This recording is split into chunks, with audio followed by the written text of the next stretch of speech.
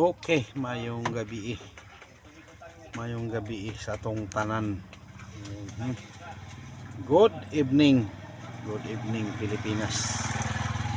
Good evening Luzon, Visayas, Mindanao. So kasalukuyan tayong nasa biyahe, no? So hanap buhay na naman. Pambili ng ulam, pambiling bigas. Yan. So yan. So kasalukuyan kaming nandito sa Barangay Parang. Okay. Yan mga kabiyaheros, ginabi kami na. So shout out sa mga taong nakakilala sa atin. Shout out sa lahat ng nakapanood ng ating mga upload na mga video. So lahat ng ating ina-upload ay legit, ano? So yan. So kasalukuyan kaming Barangay Parang ito, Bohol Avenue, yun. So Bohol Avenue, Barangay Parang. So nandito kami nandito ako sa loob ng tricycle at nag-aambon-ambon. Yan. So nasa bahay na yan naghilot ang aking may bahay dyan. Yan. So dalawang palapag yan. So sa baba halong may siminto at saka kahoy. Yan, mga tiyuhin at tiyahin pa rin. So yan. Yan. Oh, may paparating, aywan ko lang kung single or ano to, tricycle. Tricycle. Yun, tricycle din pala. Kulong-kulong. Bangkulong. Kulong-kulong kung tawagin yan. Yan, okay. So shout out sa mga taong nakakilala sa atin, no? Patuloy na ang Diyos ay nagbibigay sa atin ng ating mga pangangailangan. Pero pagtrabahuhan, ha? Pwedeng hindi natin pagtrabahuhan. Kaya sipag, tiyaga para marating natin yung dapat nating marating. Pero para sa akin, sapat na ang yung makakain ng ang pamilya ko sa isang araw 3 bisis. Ayos na yun. Hindi ko kailangan ng magiging milyonaryo sa buhay, kay isa yan sa mga dahilan na makalimot talaga tayo sa Diyos. Okay? Pagdating din naman ng panahon ay hindi rin natin naman yan madadala kung saan man tayo, kung tayo ay kukunin na. Okay. So God bless sa lahat ng nakapanood ng ating video.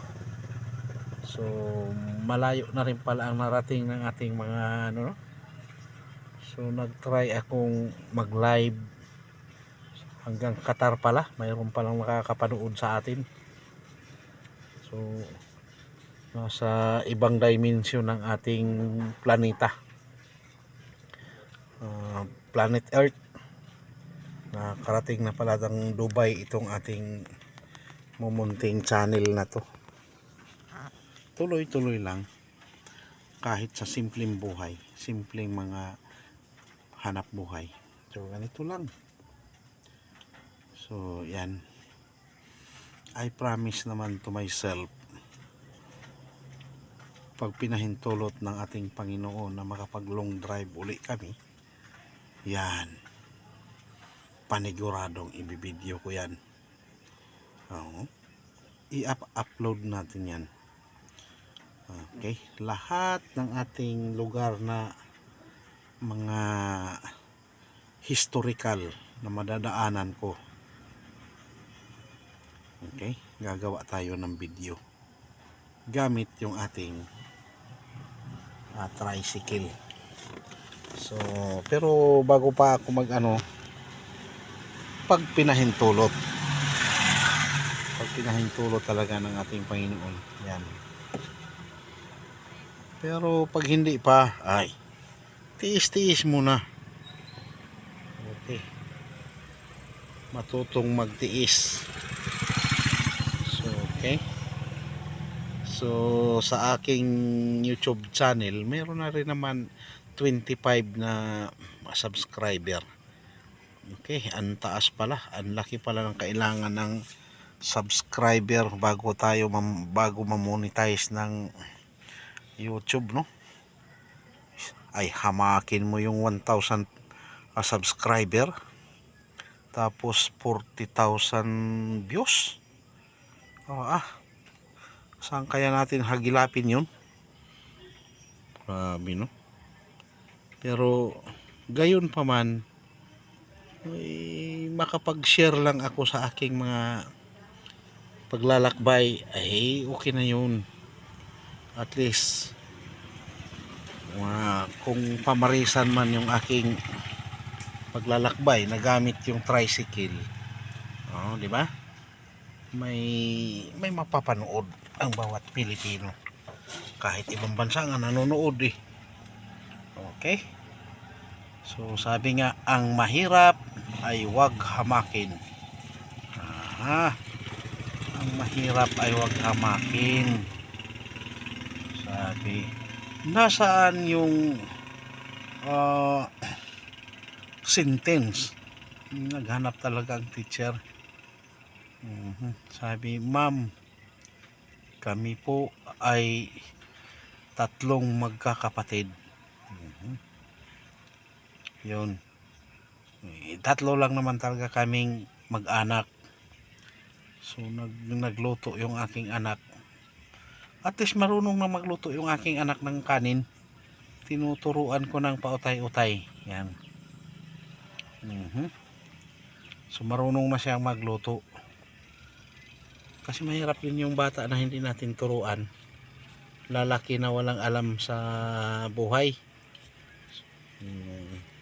Sabi, nasaan yung salitang hamakin? Ay,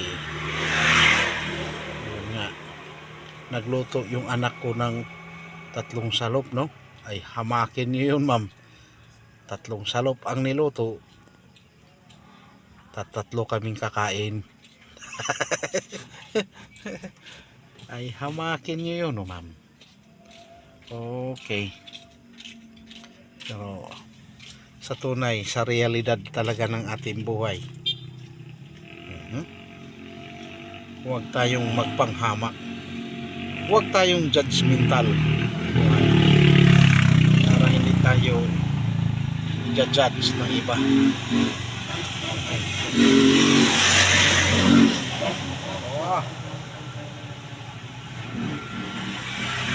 Kaya yun, Chariot yun, Chariot 175.